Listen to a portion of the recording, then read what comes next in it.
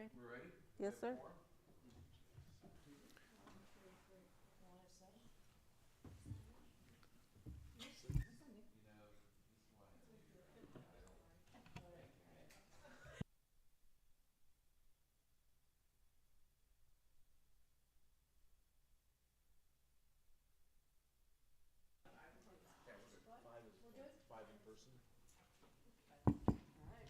Good evening. I now call to order the Thursday, February 26, 2026 meeting of the City of Sugar Land Planning and Zoning Commission. Good evening, folks. It's good to see you all. Let's get right down to business, starting with item 3, public comment. Do we have anyone here for public comment? We have no one signed up. All right. Item 4A, consideration of an action on the approval of the minutes from the February 12th meeting. You have those minutes in the packets. Any changes? How about a motion to approve? I approve. I've got a motion. You move. I move to approve. Okay. All right. I've got a motion to approve the minutes by Commissioner Patel. I've got a second from Commissioner Parikh. Any further discussion? Please vote.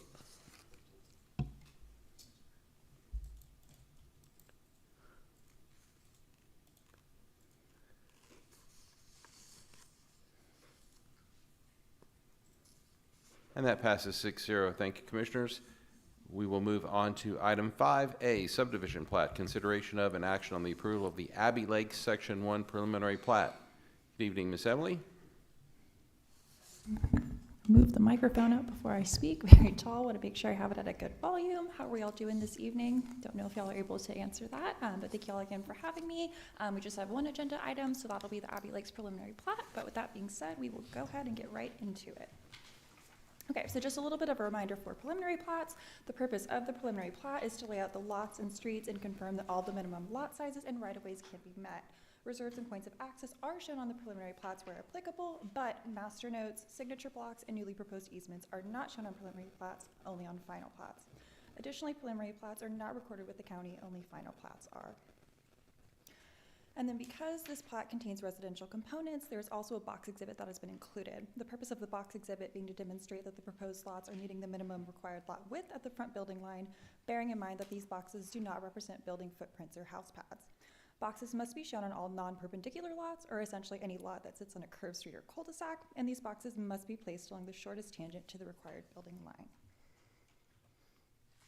And then a little bit of an overview for the Abbey Lakes development. So the city entered into a development agreement with Benchmark Acquisitions back in 2022.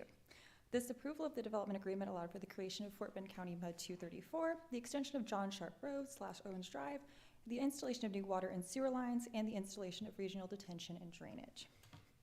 And the Abbey Lakes development consists of approximately 220 acres of R1 and R1Z zoned property and approximately 30 acres of M1 industrial zoned property. One thing I would like to caveat is that there is a typo within the staff report related to the residential acreage located within the Abbey Lakes development. But the development does contain 220 acres of residentially zoned property, and the rezoning of this property took place under Ordinance 2263. Additionally, as a result of entering into this development agreement, the city also amended the future land use map from light industrial to suburban to support the Abbey Lakes development. And then the preliminary plat before you this evening is Abbey Lakes Section 1. So this plat consists of 25.85 acres of single-family R1Z zoned property. This plat includes 113 lots, 3 blocks, and 4 reserves, all of which have been restricted to landscaping and open space. The lots are 50 feet in width, with corner lots being an additional 10 feet in width, and the property is located within the City of Sugar Land city limits, located on Track 2, just north of US Highway 90A, and just south of Cullinan Park. Access for this section will be provided through John Sharp Drive to the north of Section 1, and through Abbey Lakes Section 3 and 5 to the west. And then this is going to be the general land plan for the Abbey Lakes development. The preliminary plat before y'all this evening is going to be located within the peach portion of the general land plan, just south of John Sharp Drive, delineated with that yellow line. The peach color within the general land plan represents the R1C zoned property. The rose color above John Sharp Drive represents the R1 zoned property, and the gray color to the east represents the industrial component of the project. And then this is going to be the proposed preliminary plat for Abbey Lakes Section 1. Again, to the north of Section 1, John Sharp Drive will provide access to the development, and then Hudson Creek Drive and Everett Park Trail will provide access to the development from the west. And then just a gentle reminder that since 2019, the Planning and Zoning Commission has the following options: the ability to approve, approve with conditions, or disapprove a plat with an explanation. However, the commission must cite code requirements when approving with conditions or disapproving a plat. And then with that being said, staff recommends the approval of Abbey Lake Section 1 preliminary plat subject to the following conditions. Number 1, revise the square footage on Block 1, Lot 34 from 6,577 square feet to 6,250 square feet on the box exhibit. Number 2, revise the parkland taken from bank column in the parkland dedication table from 0 to 0.32 on both the box exhibit and the face of the plat. And while these conditions were not included within the staff report, they were left up on the dais for y'all's consideration. And then staff is here, as well as the applicant, to answer any questions that y'all may have. Thank you. Questions for staff?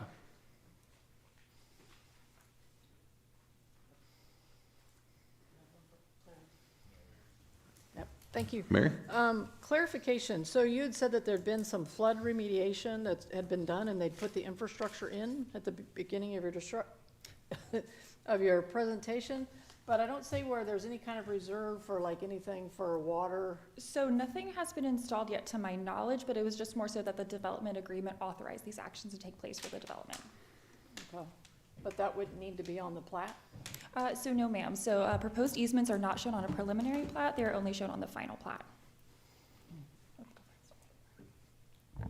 So the city is the one that's actually doing the detention work. So if you go out there right now along 90, you'll see a lot of dirt. There's a lot of dirt that's been moved. So that's what's part of this process. So there's going to be detention that's for it. So it'll be ready by the time we get to final platting for this property. Okay.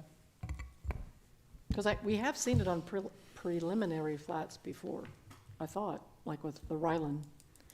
Yes, in this case, it's not the developer that's moving the dirt, it's the city. It's part of the agreements that we have for utilities, crossings over the UP Railroad and such. There were a lot of things that went into the agreement to get the Abbey Lakes development going forward. Okay, thank you.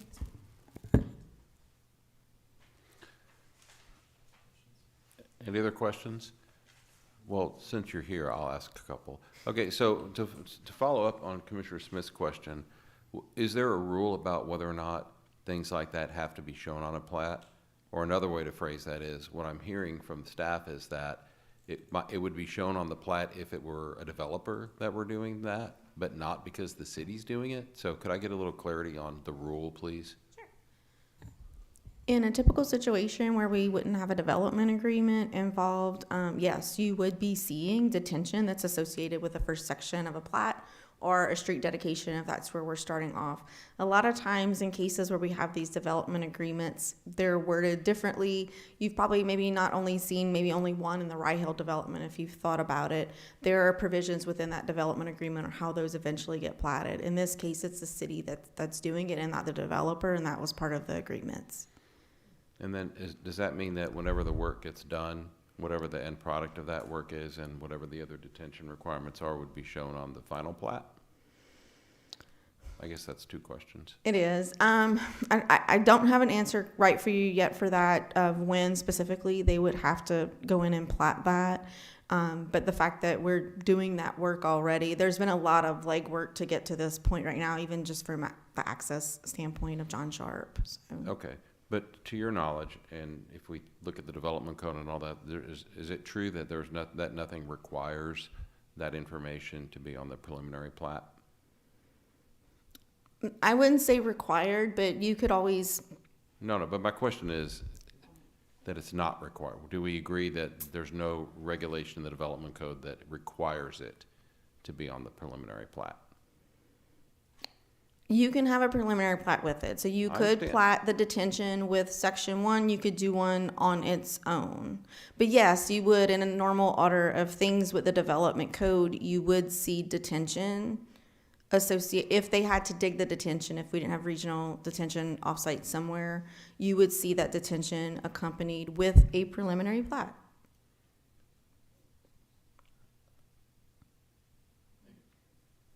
Yeah, I mean, I thought this was pretty straightforward, and it's actually not. Go ahead. Yeah. Commissioner Tilton? Yes, thank you.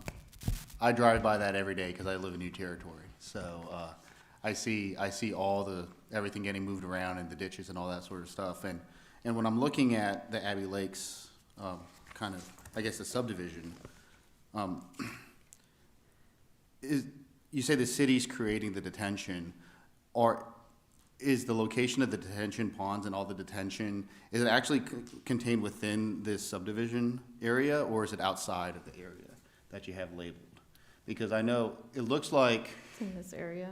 yeah, it's in the area between the railroad track and the actual subdivision, right? So if it's there, it wouldn't be on our preliminary plat if it's not inside the actual boundaries?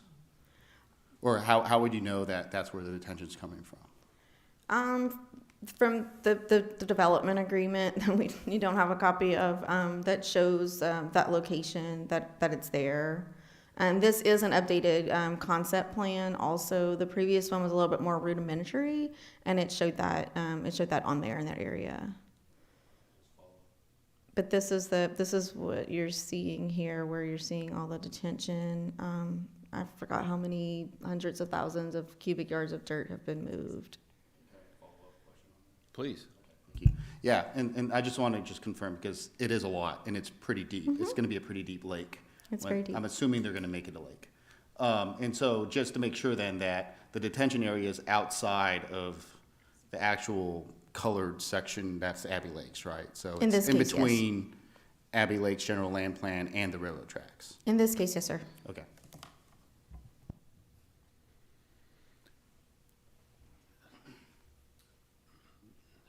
Next question. Is the development agreement of record somewhere? Yes, yes, sir. It is, and we can provide you a copy of the development agreement as an attachment with the next plat that comes forward before you. So that's be entirely helpful. That would be great. And for this one, certainly before we ever consider the final. Noted. Yes, sir. Wonderful. Thank you. Any other questions for staff?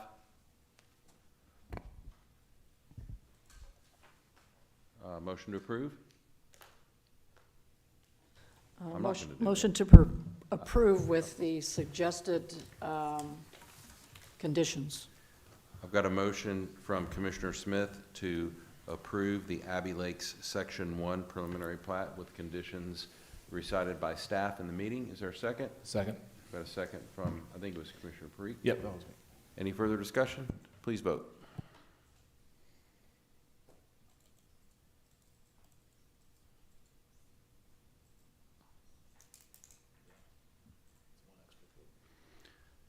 Passes 6-0. Thank you very much, and we'll look forward to seeing the final plat one of these days.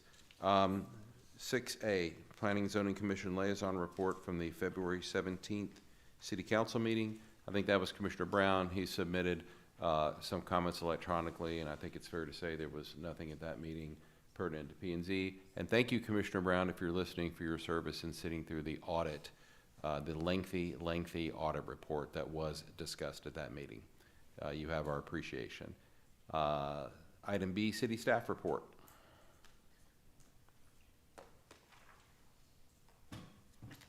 Sorry, deep in conversation back there. Should we recall? No, I'm just kidding. No, not necessary.